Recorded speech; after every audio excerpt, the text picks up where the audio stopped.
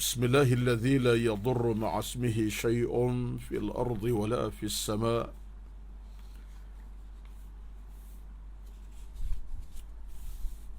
بسم الله الذي لا يضر مع اسمه شيء في الأرض ولا في السماء والسميع البصير. اللهم رب يسر ولا تعسر إنك على كل شيء قدير. لا إله إلا أنت سبحانك إنا كنا من الظالمين. اللهم رب يسر أمورنا ولا تعسر علينا إنك أنت العليم الحكيم. اللهم رب اشرح لي صدري ويسر لي أمري واحلل عقدة من لساني يفقه قولي يا رب العالمين. أما بعد، أعوذ بالله من الشيطان الرجيم. فبشر عبادي الذين يستمعون القول فيتبعون أحسنه أولئك الذين هداهم الله وأولئك هم أولو الألباب. صدق الله العظيم. Yang bermaksud, maka khabar gembirakanlah kepada orang-orang yang mendengar bicara Allah Subhanahu wa ta'ala, arahan Allah dan perintahnya, lalu mereka menuruti apa yang telah diperintahkan Allah Subhanahu wa ta'ala dengan sebaik-baiknya. Mereka itulah orang-orang yang mendapat hidayah daripada Allah Subhanahu wa ta'ala, dan mereka lah orang-orang yang berakal, cerdik dan bijak. Sadaqallahul Azim. Az-Zumar 17-18. Dalam surah yang lain sebagai peringatan Allah kepada kita disebutkan Az-Zariyat 55, wa dhakkir fa inna dzikra tanfa'ul mu'minin, dan berilah peringatan, sungguhnya peringatan yang disampaikan beri manfaat kepada orang-orang yang beriman kepada Allah Subhanahu wa ta'ala.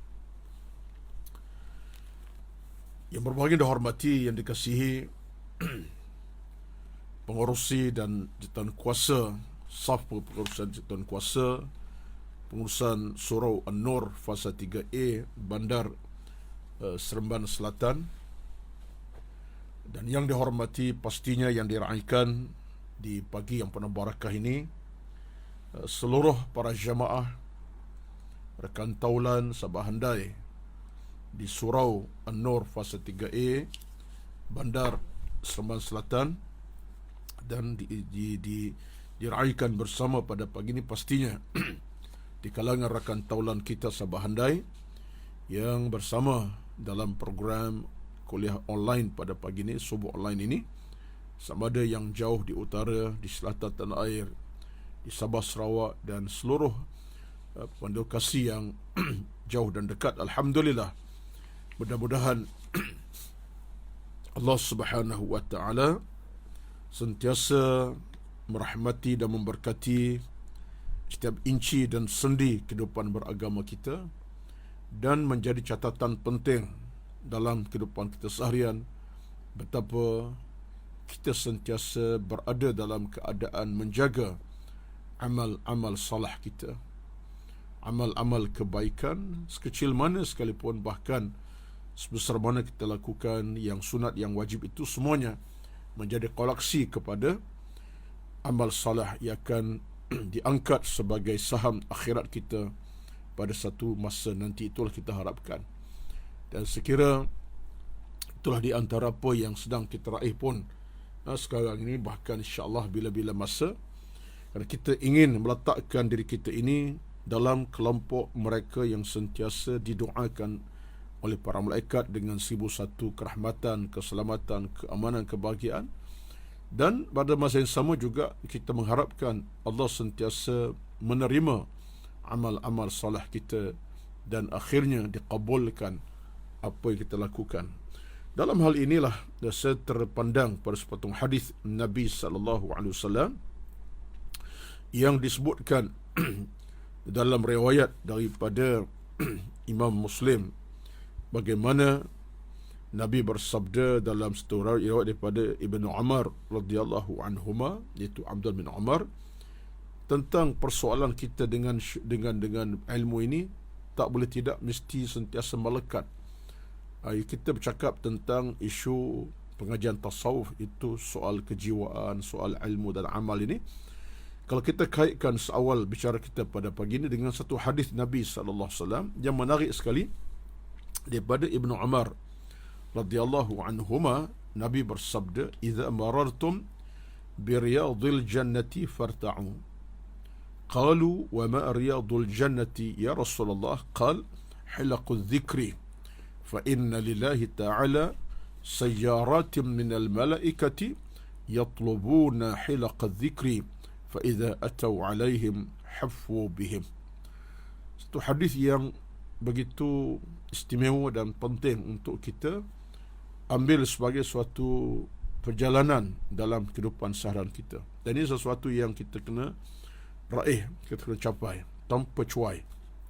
Dan ia sesuatu yang boleh kita capai tanpa kira siapa pun kita, sama ada yang miskin, yang kaya, berpangkat, yang berharta, tak berpangkat dan seumpamanya. Kerana perjalanan kita perjalanan yang begitu rupa, tuan-tuan. Dalam surah Nabi sebut kepada kita, "Idza marartum bi riyadil jannati farta'u." Bila kamu melalui taman syurga, maka kamu kena dalam keadaan masuk ke dalamnya, dalam keadaan gembalakannya. Kalau kita tengok pada kalimah asalnya, farta'u, gembalakannya. Dalam bahasa yang mudah, bersama dengannya, duduk bersama dengan taman syurga tersebut. Lalu sahabat tanya Nabi, Nabi sebut tentang taman syurga, riyadul jannah. Sahabat tanya Nabi, "Ma riyadul jannati ya Rasulullah?" Apakah taman syurga ya Rasulullah? Apa taman syurga tersebut? Lalu jawab Nabi SAW dengan pantas, dengan satu kalimah yang cukup istimewa dan kalimah yang merangkumi maksud maknanya. Kata Nabi SAW, "Hilaqul dhikri," iaitu yang disebutkan sebagai taman syurga ialah majlis zikir.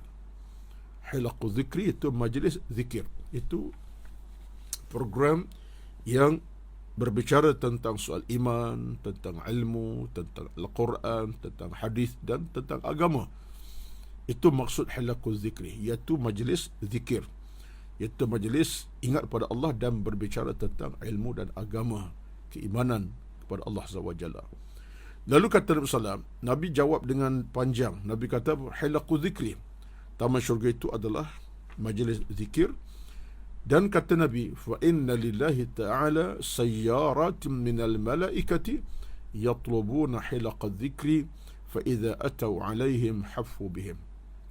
Kata Nabi SAW, Allah SWT mempunyai malaikat-malaikat yang berjalan di muka bumi mencari majlis ilmu tersebut. Allah Subhanahu wa ta'ala terlalu hebat, tuan-tuan. Kata Nabi, subhanallah, Allah miliki sayyarat al-malaikati, minal malaikati. Allah miliki malaikat-malaikat yang sentiasa berjalan. Sayyarah ini daripada bahasa Arab mana kenderaan sifatnya berjalan.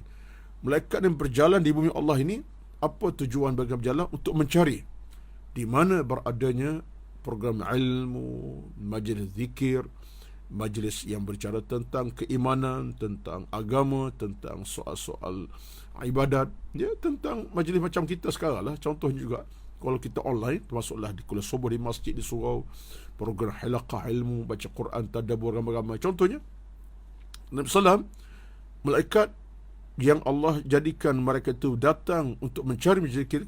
Lalu kata Nabi SAW, mereka kalau sudah menemui majlis itu, mereka akan duduk mengelilingi majlis itu.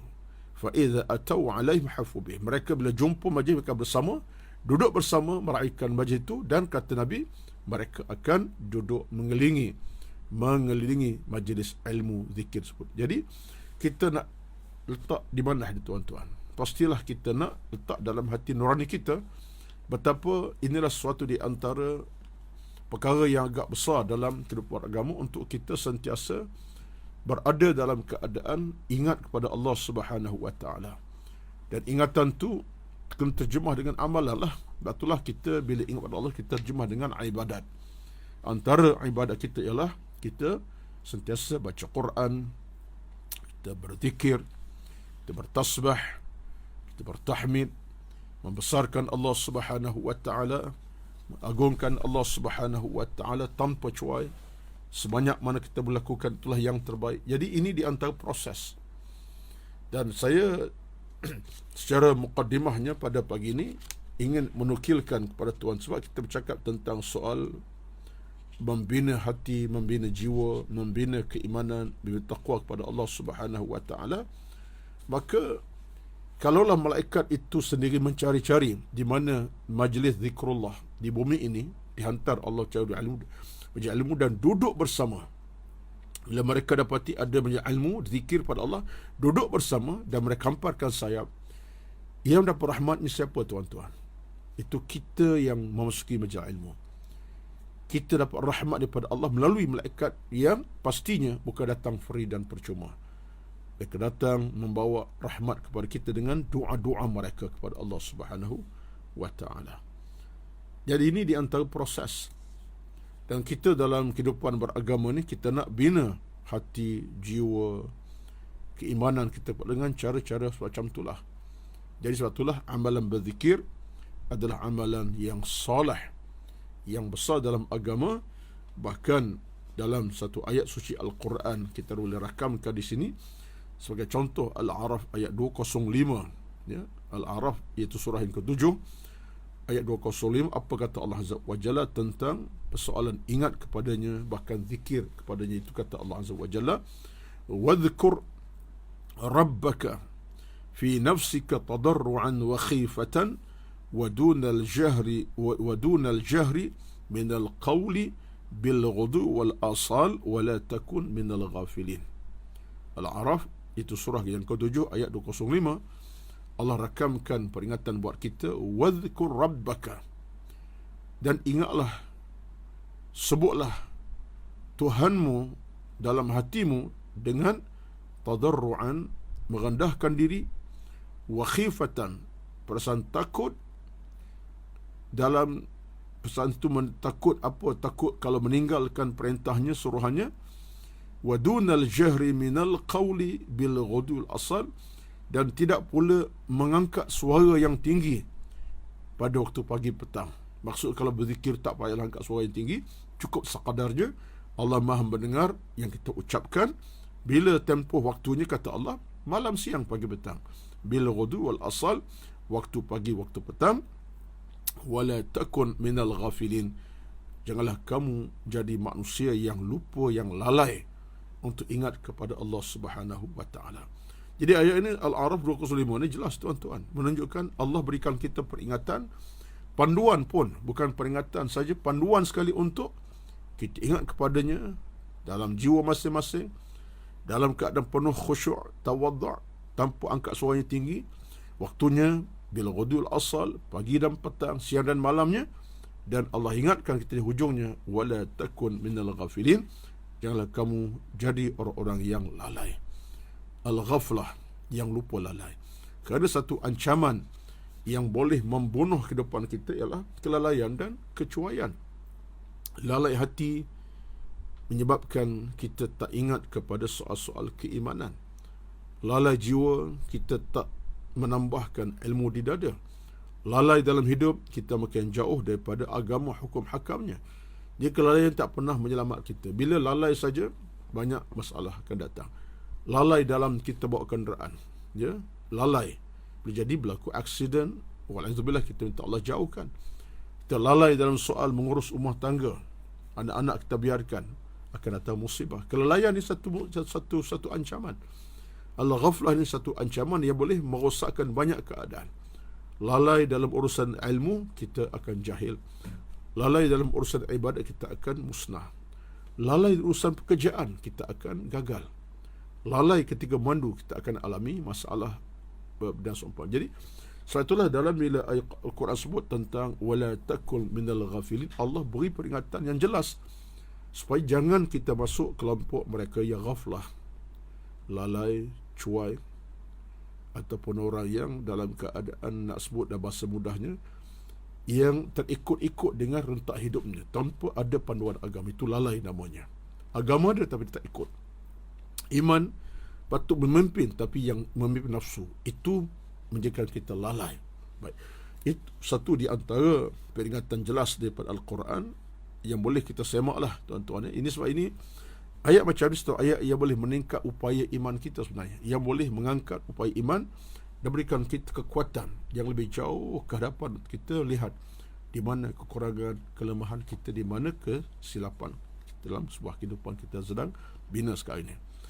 Tuan-tuan puan-puan semua, jadi tajuk saya pada pagi ini lebih kurang lah, saya mukadimah panjang tentang zikir tadi, nak sebut tentang bagaimana menjadi orang-orang yang az-zakirun, menjadi orang-orang yang sifat az-zakirat.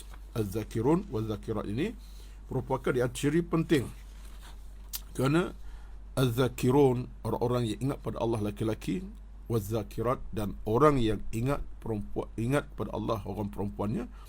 Ini antara golongan yang disebut Nabi dalam hadis baginda sallallahu, ketika Nabi sebut tentang satu hadis daripada Imam Muslim. Nabi kata sabaqal mufarridun, maknanya kata Nabi, orang-orang mufarridin telah mendahului kamu semua. Sahabat tanya, wa man mufarridu, siapa orang mufarridu Rasulullah? Mufarridun siapa? Kata Nabi, az-zakiruna lillah, az-zakiruna Allah kathiran waz-zakirat. Itu orang lelaki yang banyak ingat pada Allah, dan orang perempuan yang banyak ingat pada Allah, dan bentuk ingatan yang berpanjangan. Disebut Nabi sebagai al-mufarridun. Itu golongan yang dalam keadaan mendahului dalam kebaikan. Baik, kita akan sebut nanti insya-Allah. Saya nak sebut di sini satu pandangan menarik daripada Al-Imam Ibnu Taimiyah dalam Majmu' Al-Fatawanya pada jilid ke-10, riwayat, dan dari dalam kitabnya disebutkan bahawa, mengatakan, ini kata pandangan Taimiyah dalam Majmu' Al-Fatawa jilid ke-10. Kita bawa pandangan yang menarik ini, kata-kata yang cukup berkesan untuk kita renung daripada ulama sebesar yang sahabat itu. Sesungguhnya ibadah yang paling utama setelah ibadat wajib adalah zikir. Ini hampir sudah menjadi kesepakatan para ulama. Kata beliau, sesungguhnya ibadah yang paling utama setelah ibadah wajib, seperti solatnya, seperti puasanya dan seumpamanya, adalah zikir. Ini hampir sudah menjadi kesepakatan para alim ulama. Jadi zikir ini kita sebut dalam bahasa mudah adalah ucapan bibir, lidah dan hati dalam membesarkan Allah Subhanahu wa taala. Mana kita letakkan dalam ucapan bibir kita, hati kita, tentang keagungan Allah, kebesarannya, kehaibatannya, keesaannya. Jadi bila kita sebut ucapan-ucapan yang membesarkan Allah, mengagungkan, itulah zikir sebenarnya. Zikrullah dengan ingatan yang tulus mulus, yang tidak pernah padam kekuatan ingatan kepada Allah. Sebab itulah ucapan seperti disebutkan oleh Al-Imam Nawawi dalam kitabnya Riyadhus Shalihin, dalam satu hadis disebutkan, dikupas, diulas oleh Imam Nawawi dengan mengatakan, bila kita sebut kalimah Allahu Akbar, kita ucap kalimah Subhanallah, kita angkat kalimah Alhamdulillah, kita angkat kalimah La ilaha illallah wallahu Akbar. Kesemua ini adalah satu kalimah-kalimah yang akan meletakkan kita di tempat yang paling tinggi, sebab ia melambangkan ingatan kita yang berpanjangan, dan kita meletakkan Allah pada tempat yang paling utama sekali, kesuciannya dengan ucapan Subhanallah, keagungannya dengan ucapan Allahu Akbar, dan kerendah hati kita, kelemahan kita, kita angkat Allah dengan ucapan Alhamdulillah. Segala puji bagi Allah, kita sebagai hamba Allah yang kerdil, yang hina, dapat rezeki banyak, Alhamdulillah, segala puji bagi Allah. Jadi setiap kalimah-kalimah itu ada makna tersirat. Daripada Subhanallah, kita menafikan kekurangan Tuhan. Tuhan tak pernah kurang sifatnya, kemuliaannya, keagungannya, walaupun seinci tak pernah kurang, bahkan sentiasa meninggi-ninggi, bahkan sentiasa besar kehebatan, keagungannya. Itu makna Subhanallah. Kemudian kita sebut Alhamdulillah, kita syukur akan apa yang kita miliki dalam hidup ini. Kita rasa nikmat Allah cukup besar kepada kita, bukan rasa, bahkan itu kenyataannya. Kemudian kita Allahu Akbar, meletakkan keagungan, tiada Tuhan lebih utama yang besar melainkan Allah Azza wa Jalla. Jadi Bila sebut macam ni, kita akan berada kategori dalam keadaan begitu rapat, dekat, taqarruban ilallah subhanahu wa ta'ala.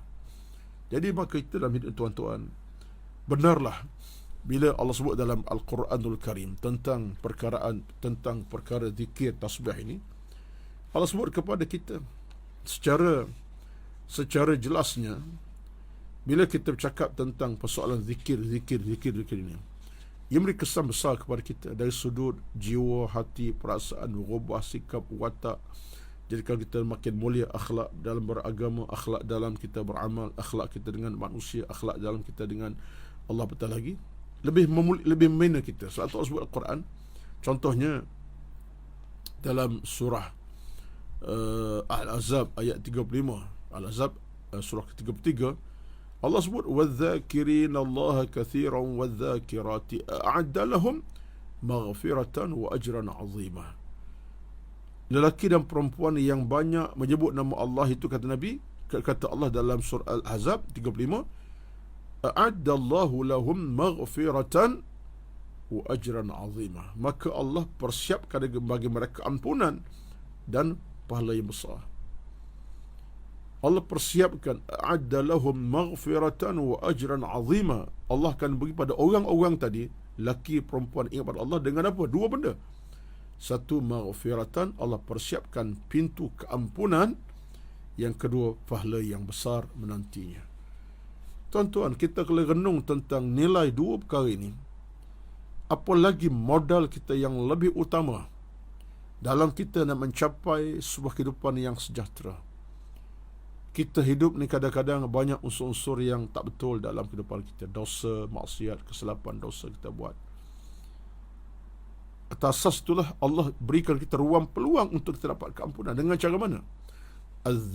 وَالذَّاكِرِينَ اللَّهَ كَثِيرًا. Orang lelaki yang banyak ucap nama Tuhan, zikir.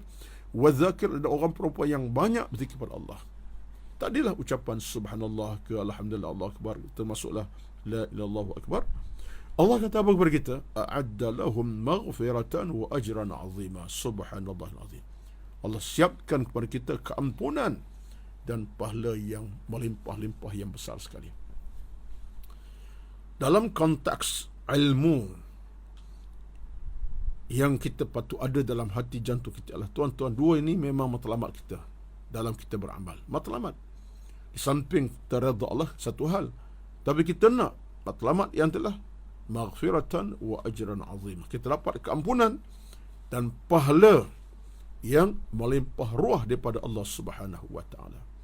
Dan bila kita dapat keampunan, direzekikan, dan pahala yang melimpah ruah, itulah pintu kepada penyucian hati dan jiwa. Itulah pintu kepada penyucian hati dan jiwa kita. Bersih jiwa, bersih hati. Bersih hati, bersih jiwa. Dengan sebab pintu keampunan yang kita capai, kemudian kita dapat dinamakan rezeki, pahala yang melimpah ruah. Dan pahala ini, tuan-tuan, dia akan menjadi denyutan penting demi untuk menjadikan kita dalam keadaan terhapus dosa-dosa. Kerana pahala datang, dosa terhakis. Pahala masuk, dosa akan pergi. Pahala tiba, dosa akan meninggalkan kita. Itu kenyataan.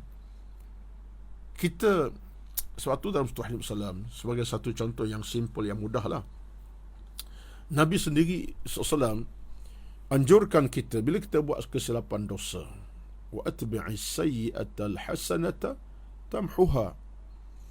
Kalau kamu buat benda yang tak elok, kata Nabi, benda yang dosa lah, kita benda yang tak elok, kata Nabi SAW, lalu iringkanlah dosa kamu itu dengan kebaikan. Dosa dah terbuat. Bila kita terbuat dosa atas kesilapan, kelupaan, kata Nabi SAW, iringkan segera dengan amal salah. Iringkan segera dengan amal salah, mudah-mudahan tamhuha, amal salah yang buat yang kamu lakukan itu akan menghapuskan dosa kecil yang kamu lakukan. Jadi menunjuk kepada kita satu peraturan yang cukup indah Allah sebut. Dosa terhapus dengan keampunan. Dosa terhapus dengan amal soleh kamu buat. Dosa akan pergi tinggal kamu dengan sebab masuk dalam hidup kamu amal soleh yang kamu lakukan. Jadi ini jelas.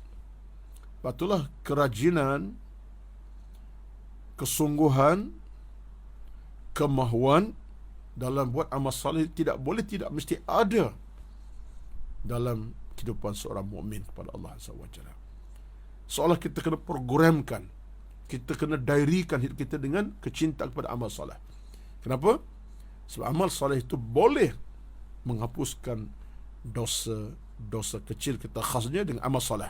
Tapi untuk kita hapus dosa besar, kena bertaubat dan banyakkan istighfar kepada Allah Azza wa Jalla. Kena menangis dan taubat kepada Allah.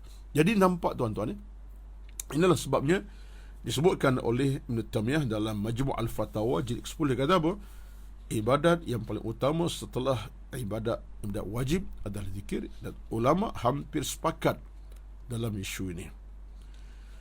Oleh kerana itu, dalam kita nak menjadikan kita mencapai redha Allah Subhanahu wa taala, di kalangan para ilmuwan kita sebut dua jalan yang kita kena terakai.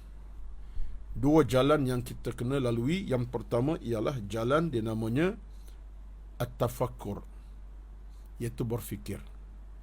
Dan jalan yang kedua namanya az-zikr, iaitu berzikir. Berfikir dan zikir. Ini dua jalan utama untuk kita membina hidup yang Allah radai. Hidup yang penuh keselamatan dan keamanan. Hidup yang berjaya. Hidup yang selesa berjaya di akhirat, yang tidak diganggu-gugat oleh benda-benda yang bersifat jahat dan maksiat, insya-Allah dengan izin Allah. Dua benda. Pertama, kita kena banyak berfikir. Yang kedua, banyak berzikir. At-tafakkuru waz-zikru. Itu dalam bahasa mudahnya. At-tafakkuru, berfikir. Az-zikru, berzikir. Ini dua perkara yang tidak dapat tidak. Kenapa?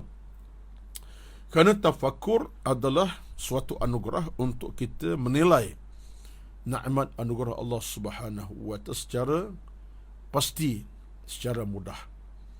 Tafakkur ini satu nikmat untuk kita berfikir tentang nikmat anugerah Allah secara mudah yang akan datang kepada kita. Nampak matahari panas situasinya, kita faham Allah punya kuasa untuk jadi matahari panas bakar dan boleh menghilangkan kesejukan contohnya. Tengok hujan turun dari langit dengan mungkin diiringi oleh gegak panah petir. Jiwa kita melekat dengan agama. Ya Allah, ya Tuhan, Engkau lah Tuhan Maha Berkuasa. Turun hujan sampai basah begini rupa. Basah banjir pun.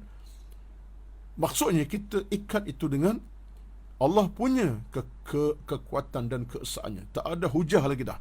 Melainkan kita terima hakikat bahawa itulah keagungan Allah Subhanahu wa ta'ala. Dengan berfikir. Gunakan akal untuk merenungi tentang alam ini. Dalam hal ini kita akan tengok nanti Allah sebut dalam Quran. Inna, dalam surah Al-Imran 191 Allah sebut, inna fi khalqis samawati wal ardi wa ikhtilafil laili wan nahar la ayatin li ulil albab alladhina yadhkuruna Allah qiyaman wa qu'udan wa ala junubihim wa yatafakkaruna fi khalqis samawati wal ardi rabbana ma khalaqta hadza batilan subhanaka faqina azaban nar. Allah sebut golongan orang beriman melalui fikir apa ayat tadi, wa yatafakkaruna fi khalqis samawati, dia berfikir merenung tentang alam ini, kejadian langit dan bumi, matahari, bulan, bintang, semua dia fikir dengan hati pentulus mulus baik. Yang kedua, kita akan sebut ayat tu kot sekejap lagi insya-Allah. Al-Imran 19091 ini. Tapi saya nak sebut tadi berfikir zikir. Berzikir pula ialah dengan menyebut nama-nama Allah yang indah lagi terpuji dan sifat-sifat Allah dan sifat-sifat yang terpuji yang hebat. Itu zikir. Kita angkat nama-nama Allah yang indah lagi bersih yang mulia dengan angkat sifatnya yang mulia hebat. Sebagai contoh, kita sebut kalimah Allahu Akbar, Subhanallah, Alhamdulillah, La ilaha illa anta. Contohnya macam-macam lah. Dan seumpamanya demi untuk menyatakan tentang kita tak lalai zikrullah dalam hati kecil kita, bahkan secara mudah melalui ucapan-ucapan lidah kita dan hati kecil kita bercakap pada Allah SWT. Baik. Jadi ini di antara dua jalan utama oleh yang kita kena lalui untuk mencetak hidup ini dia radai Allah SWT. Pertama zikir, pertama fikir, kedua zikir. Al-tafakkur wa dzikru. Tuan-tuan sekalian, ini dan proses ni dalam ilmu tasawuf. Bila kita gabungkan dua elemen ini, tafakkur, zikir, kita akan dapat menerokai jalan yang sejahtera selamat. Tapi kalau kita tak mampu untuk menghasilkan ingatan, berfikir secara logik, secara betul dan mantap, dan fikir pun tidak ada, kita tak akan melalui jalan selamat, tapi kita akan menerokai jalan yang lebih menghancurkan kita dan merosak kita. Betul. Ini kenyataan. Betul lah. Sebagai contoh dalam bab zikir ini, orang tak nak berzikir. Orang tak nak berzikir kepada Allah Subhanahu wa taala. Ya, dalam hadis disebut kepada kita. Apa kenyataannya? Orang tak nak berzikir kepada Nabi sallallahu alaihi wasallam ni. Sebagai contoh, tak nak berzikir kepada Allah Subhanahu wa taala, Nabi sebut dalam satu hadis yang sahih daripada Imam Bukhari Muslim, Nabi kata apa? Contohnya, mathalul ladzi yadhkur rabbahu wal ladzi la yadhkur rabbahu mathalul hayy wal mayyit. Allahu akbar. Simple kata Nabi daripada hadis Bukhari Muslim. Nabi kata perumpamaan antara orang yang sebut nama Tuhannya dengan orang yang tak sebut nama Tuhannya. Yang A sebut subhanallah, memanjang dalam hidupnya, sikit-sikit Allahu akbar, sikit-sikit subhanallah, sikit-sikit Allahu akbar, sikit-sikit alhamdulillah, sebut sentiasa pagi petang. Dengan orang yang la yadhkur rabbah, yang tak sebut pun, tak ada dalam lipatan hidupnya, malam siang tak ada tu Allahu akbar. Dia tak sembahyang, mana sebut Allahu akbar. Dia tak jaga ibadat, mana nak sebut kalimah alhamdulillah. Dia makan pun tak ada kalimah alhamdulillah. Orang macam kata Nabi sallallahu alaihi wasallam, perumpamaan orang yang ingat pada Allah dengan ucapan zikir dengan orang yang tak ingat pada Allah Azza wa Jalla, seumpama, Nabi bagi perumpamaan, mathalul hayy wal mayyit, seumpama seolah-olahnya seperti orang hidup dengan orang telah mati. Orang hidup, tuan-tuan, hidup selesa, selamat, bahagia. Orang telah mati, terwujud akulah. Jadi orang yang sebut nama Allah berterusan, orang tu tetap hidup, jiwanya hidup, iman agamanya. Dan orang yang tak sebut nama Allah ini, kata Nabi, mislul mayyit, seumpama jenazah yang tak ada harga lagi dah, tak bercakap, tak bersuara. Jenazah makin kaku, akhirnya makin membusuk, perlu ditanam segera. Nampak tuan-tuan, ini antara peringatan yang besar ni kepada kita. Jadi membudayakan hidup dengan zikrullah tanpa cuai, membudayakan hidup dengan fikir tanpa cuai kepada Allah Azza wa Jalla ini, dia akan membantu kita untuk meningkatkan salah satu yang utama, ialah merapati Allah Subhanahu wa taala dalam keadaan Allah redha dengan kita bila kita dengan ingat kepadanya. Uzkurullah zikran katsir, sebut nama Allah dengan ucapan yang sebanyak-banyaknya. Baik, di situ satu perkara yang penting kita kena ambil sebagai peringatan bersama kepada kita, ya. Sebagai contoh dalam surah Al-Ahzab ayat 42, 41, Allah sebut kita, ya ayyuhalladzina amanu dzkurullaha zikran katsira, wahai orang beriman, sebut nama Allah dengan sebanyak-banyaknya, wasabbihuhu bukratan wa asila, dan bertasbih kepada Allah waktu pagi dan waktu petang. Al-Ahzab 142. Baik, tuan-tuan sekalian, itu kalau tengok dalam Al-Quranul Karim, tengok dalam sunnah Nabi SAW pun sama, banyak hadis Nabi tentang penceritaan untuk mengangkat kedudukan zikir supaya disebut oleh kita dalam keadaan sentiasa menyebutnya tanpa cuai, walau sesaat, walau seminit, apatah lagi berhari-hari tak sebut nama Allah. Tak boleh macam tu. Sebagai contoh tadilah, ketika dia bercakap tentang golongan yang berjaya, sabaqal mufarridun, beruntunglah orang-orang yang mendahului sekalian, yang ke depan, yang dahului. Sahabat tanya, siapa orang tu Rasulullah? Al-mufarridun, kata Nabi SAW, az-zakiruna Allah kathiran wa zakirat, iaitu orang yang ingat pada Allah, lelaki dan perempuan. Saya nak turun ke level ni supaya apa? Supaya kita nampak, tuan-tuan, bahawa menghabiskan usia dalam zikir, tasbih, tahmid ingat pada Allah ini bukan satu benda yang kecil sebenarnya. Menghabiskan usia malam, siang, pagi, petang untuk sebut nama Allah, ingat kepada Allah ini sebanyak mungkin, bukan hal yang sia-sia. Bahkan itulah jalan yang wajib diterokai oleh hamba Allah yang benar-benar beriman, yang nak masuk golongan al-mufarridun tadi, golongan yang terangkat darajahnya mendahului orang lain. Sebab itulah dalam hal ini kita dapati Nabi SAW sentiasa ingatkan kita untuk perbanyakkan ucapan-ucapan yang bersifat tasbih, tahmid, zikir dan seumpamanya. Itu jelas Nabi sebut tentang bagaimana Allah suka dengan dua kalimah, subhanallahil azim wa bihamdihi, dekat dengan Allah. Contohnya, itu satu petunjuk besar untuk kita mengamalkan kalimah yang paling mudah, simple tapi paling besar. Subhanallahil azim, subhanallah bihamdi. Masuklah doa-doanya. Zikir banyak dalam hukum agama. Dan saya kira tak sunyi daripada ingatan tuan-tuan zikir-zikir yang Nabi ajar kepada kita. Di antara termasuklah kalimah yang kita baca lepas solat, iaitu sebagai contohnya kita baca dengan perkataan subhanallah, Allahu akbar, alhamdulillah. Ya, dalam solat kita tu, lepas solat kita tu, kita bersolat, kemudian lepas solat kita baca tasbihnya, zikirnya, takbirnya, Allahu akbar 33 kali, dan sampailah tahap kita habiskan dengan subhanallah 33 kali dan alhamdulillah 33 kali. Ini semua proses, tuan-tuan. Ya, baik. Saya nak angkat ke satu cerita daripada Nabi SAW kepada kita. Ini semua peringatan kejiwaan. Dalam satu hadis daripada Imam Ahmad, Imam At-Tirmidzi, Ibnu Majah, disebutkan dalam kitab mereka dengan hadis yang sahih, kata Nabi SAW, la yazalu lisanuka ratban min zikrillahi ta'ala. Nabi angkat satu kedudukan orang yang baik kalangan kita. Hendak lisan kamu, kata Nabi, basah dengan zikir kepada Allah. Lisan kita kena basah dengan zikir. Ni lisan, lidah kita ni. Nabi sebut ratban. Iaitu maksud ratban ini ialah basah dengan zikir kepada Allah. Bukan basah kerana makan, minum, makan makanan yang lazat sedap dan minum air yang lazat sedap. Seperti tidak. Itu memanglah proses kita hidup kena makan, minum. Tapi basah lidah bukan sekat makan, minum, tapi dengan zikrullah, dengan ingat kepada Allah Subhanahu wa ta'ala. Tuan-tuan sekalian, dalam hal ini saya rasa jelas prosesnya kita kena lalui sebab kita nak angkat kembali jiwa hati kita. Jiwa yang sakit boleh jadi jiwa yang sembuh segala-galanya. Jiwa yang dah mati boleh jadi jiwa itu kembali semula ke pangkal jalannya, bahagia semula dengan zikir kepada Allah Subhanahu wa ta'ala. Baik.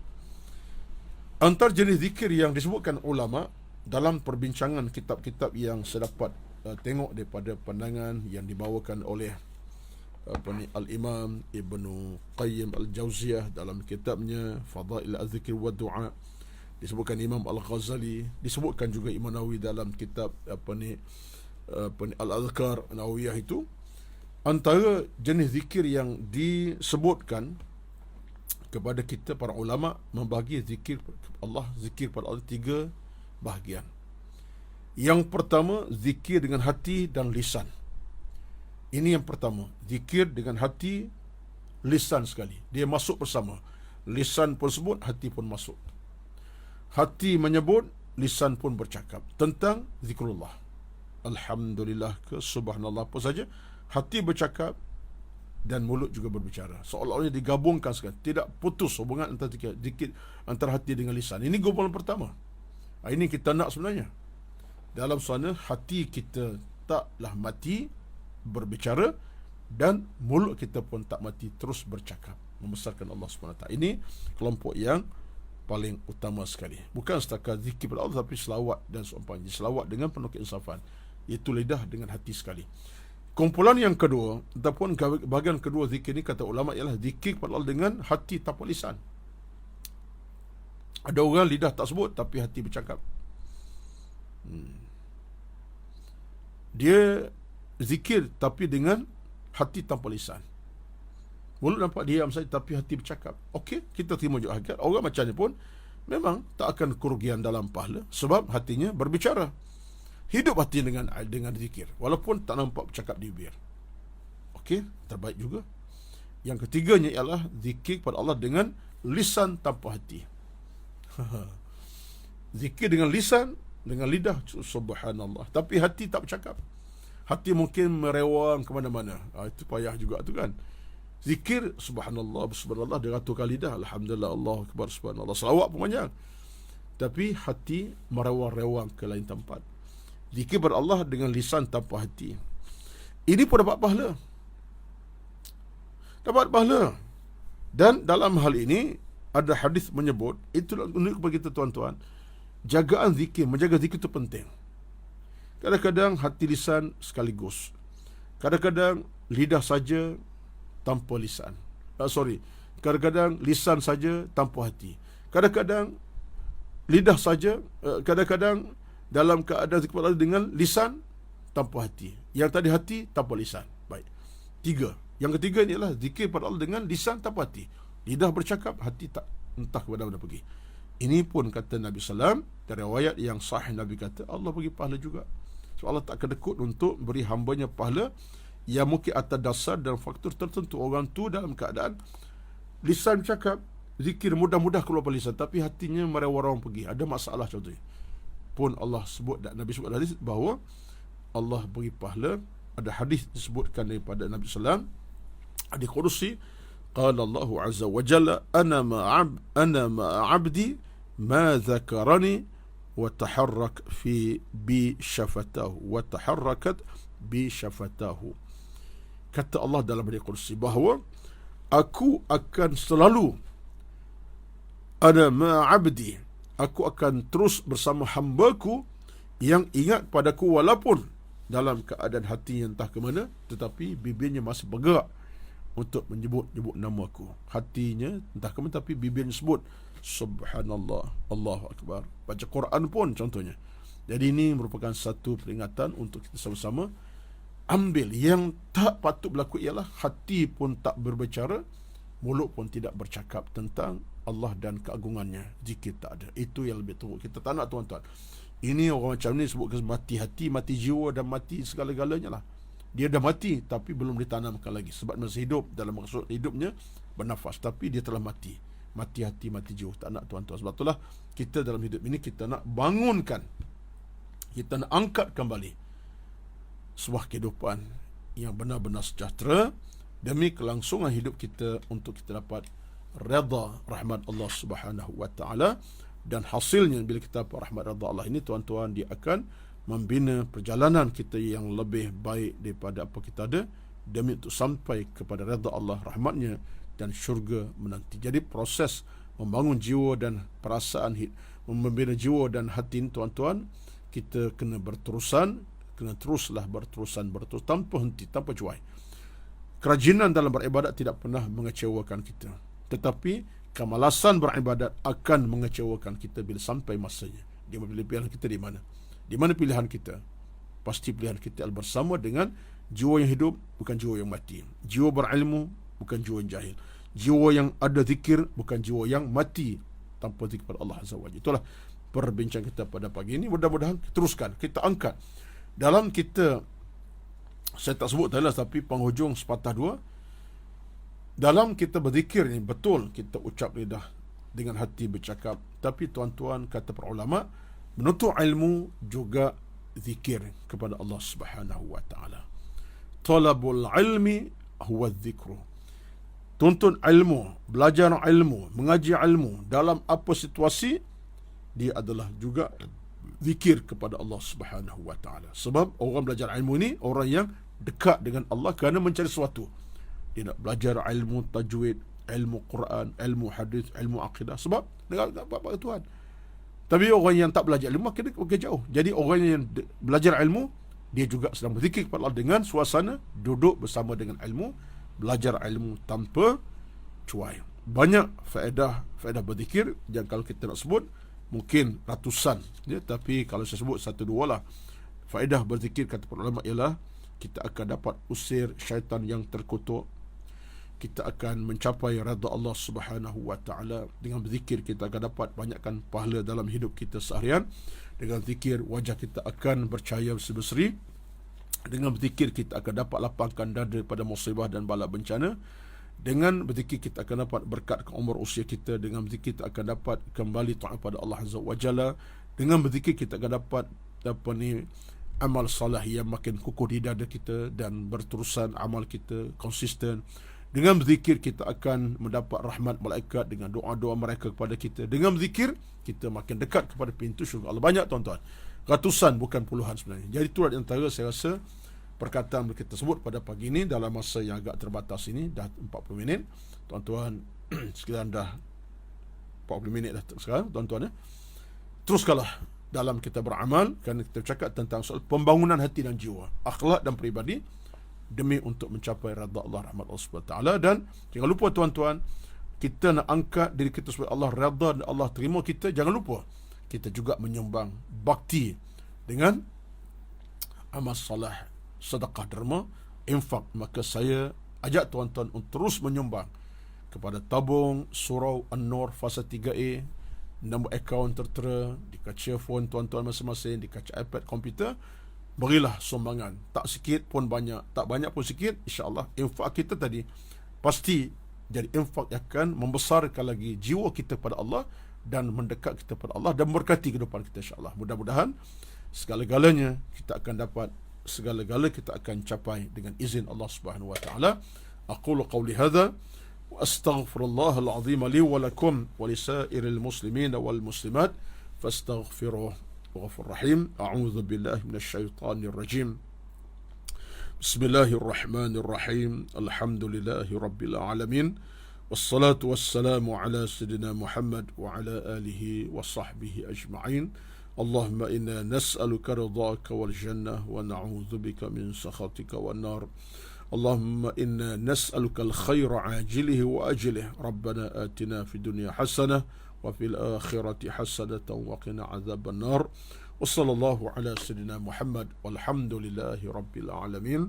تقبل الله منكم، تقبل يا كريم. والسلام عليكم ورحمة الله وبركاته. Kita jumpa minggu depan insya-Allah 30 hari bulan Jun, jam yang sama 40 lagi. Kita akan terus bicara tentang tajuk kita adalah tentang perhatian ilmu tasawuf. Sekian, wassalamualaikum warahmatullahi wabarakatuh.